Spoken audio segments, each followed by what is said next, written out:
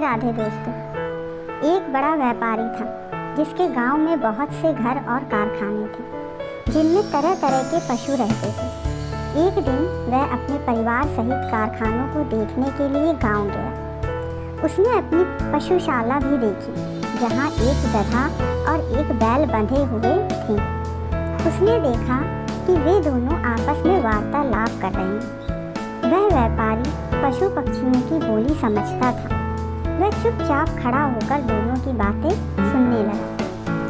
बैल ने गधे से कहा, तू बड़ा ही भाग्यशाली है, सदैव सुखपूर्वक रहता है। मालिक हमेशा तेरा ख्याल रखता है। तेरी रोज मलाई दलाई होती है। खाने को दोनों समय जौ और पीने के लिए साफ पानी मिलता है। इतने आदर सत्कार के बाद भी तुझसे केवल एक काम लिया जाता है कि कभी काम पड़ने पर मालिक तेरी पीठ पर बैठकर कुछ दूर चला जाता है। तुझे दाने घास की कभी कमी नहीं होती और तू जितना भाग्यवान है मैं उतना ही अभागा हूँ। मैं सवेरा होते ही पीठ पर हल लाद कर जाता हूँ। वहाँ दिन भर मुझे हल में जोत कर चलाते हैं। हलवाहा मुझ पर बराबर चाबुक चलाता रहता है। उसके चाबुकों की मार से पीठ और जुएं से मेरे छिल गए हैं। सुबह से शाम तक ऐसा कठिन काम देने के बाद भी ये लोग मेरे आगे सूखा और सड़ा भूसा डालते हैं जो मुझसे खाया नहीं जाता। रात भर मैं भूखा प्यासा अपने गोबर और मूत्र में पड़ा रहता हूँ और तेरी सुख सुविधा पर ईर्ष्या किया करता हूँ। गधे ने यह सुनकर कहा, ए भाई, जो कुछ तू कहता है सब सच है। सचमुच तुझे बड़ा कष्ट है, किंतु जान पड़ता है तू इसी में प्रसन्न है। तू स्वयं ही सुख से रहना नहीं चाहता। तू यदि मेहनत करते करते मर जाए तो भी ये लोग तेरी दशा पर तरस नहीं खाएंगे। तू एक काम कर, फिर वे तुझसे इतनी मेहनत नहीं लिया करेंगे और तू सुख से रहेगा। बैल ने पूछा कि ऐसा कौन सा उपाय हो सकता है? गधे ने कहा, तू अपने को रोगी दिखा, एक शाम का दाना भूसा ना खा और अपने स्थान पर चुपचाप लेट जा। बैल को यह सुझाव बड़ा अच्छा लगा। उसने गधे की बात सुनकर कहा, मैं ऐसा ही करूँगा। तूने मुझे बड़ा अच्छा उपाय बताया है।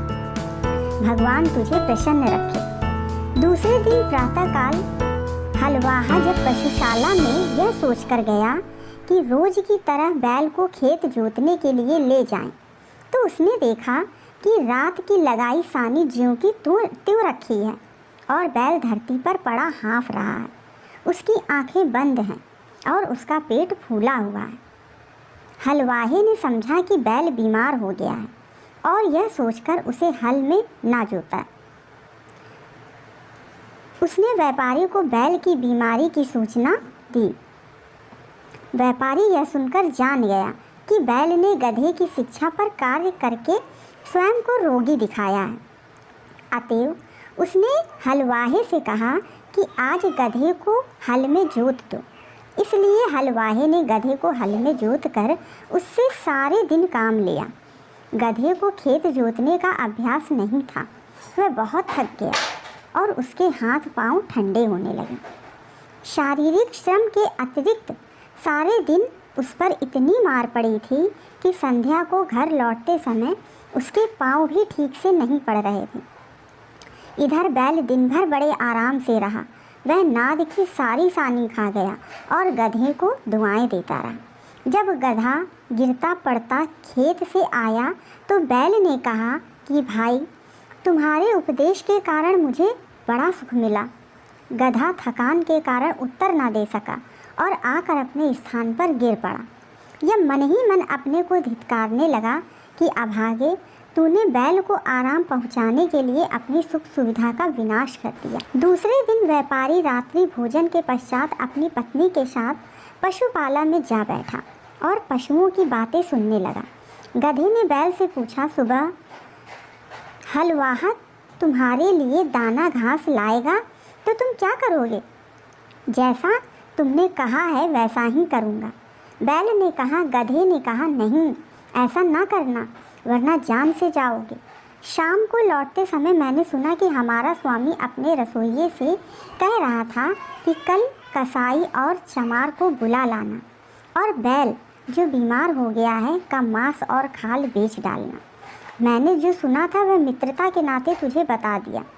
अब तेरी इसी में भलाई है कि सुबह जब तेरे आगे चारा डाला जाए तो तू उसे जल्दी से उठकर खा ले और स्वस्थ बन जा।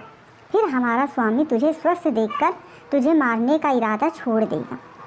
यह बात सुनकर बैल भयभीत होकर बोला, भाई ईश्वर तुझे सदा सुखी रखे।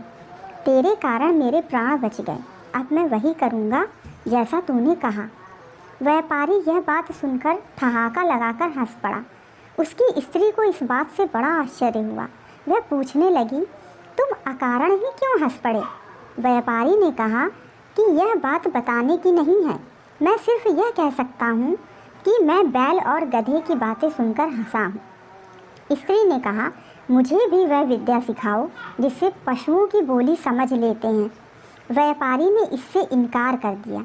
स्त्री बोली, आखिर तुम मुझे यह क्यों नहीं सिखाते? व्यापारी बोला, अगर मैंने तुझे यह विद्या सिखाई तो मैं जीवित नहीं रहूँगा। स्त्री ने कहा, तुम मुझे धोखा दे रहे हो। क्या वह आदमी जिसने तुझे यह सिखाया है, सिखाने के बाद वह मर गया? तुम कैसे मर जाओगे? तुम झूठ बोलते हो। कुछ भी हो, मैं तुमसे यह विद्या सीख कर ही रहूँगी। अगर तुम मुझे नहीं सिखाओगे तो मैं प्राण त्याग दूँगी। यह कहकर वह स्त्री घर में आ गई और अपनी कोठरी का दरवाज़ा बंद करके रात भर चिल्लाती और गाली गलौज करती रही। व्यापारी रात को तो सो गया, लेकिन दूसरे दिन भी वही हाल देखा तो स्त्री को समझाने लगा कि तू बेकार जिद करती है, यह विद्या तेरे सीखने योग्य नहीं है। स्त्री ने कहा कि जब तक तुम मुझे यह भेद नहीं बताओगे मैं खाना पीना छोड़े रहूँगी और इसी प्रकार चिल्लाती रहूँगी। व्यापारी ने कहा कि अगर मैं तेरी मूर्खता की बात मान लूँ तो मैं अपनी जान से हाथ धो बैठूँगा। स्त्री ने कहा, मेरी बला से तुम जियो या मरो, लेकिन मैं तुमसे यह सीख कर ही रहूँगी कि पशुओं की बोली कैसे समझी जाती है।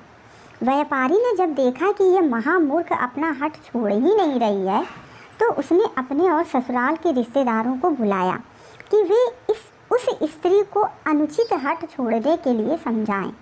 उन लोगों ने भी उस मूर्ख को हर प्रकार समझाया, लेकिन वह अपनी जिद से ना हटी। उसे इसी प्रकार की बिल्कुल चिंता ना थी कि उसका पति मर जाएगा। छोटे बच्चे माँ की यह दशा देखकर हाहाकार करने लगे। व्यापारी की समझ ही में नहीं आ रहा था कि वह स्त्री को कैसे समझाए कि इस विद्या को सीखने का हठ ठीक नहीं है। वह अजीब दुविधा में था। अगर मैं बताता हूँ तो मेरी जान जाती है और नहीं बताता हूँ तो स्त्री रो रो कर मर जाएगी। इसी उधेड़-बुन में वह अपने घर के बाहर जा बैठा। उसने देखा कि उसका कुत्ता उसके मुर्गे को मुर्गियों से भोग करते देखकर गुर्राने लगा। उसने मुर्गे से कहा, तुझे लज्जा नहीं आती कि आज के जैसे दुखदाई दिन भी तू यह काम कर रहा है? मुर्गे ने कहा, आज ऐसी क्या बात हो गई है कि मैं आनंद न करूं? कुत्ता बोला, आज हमारा स्वामी अति चिंताकुल है।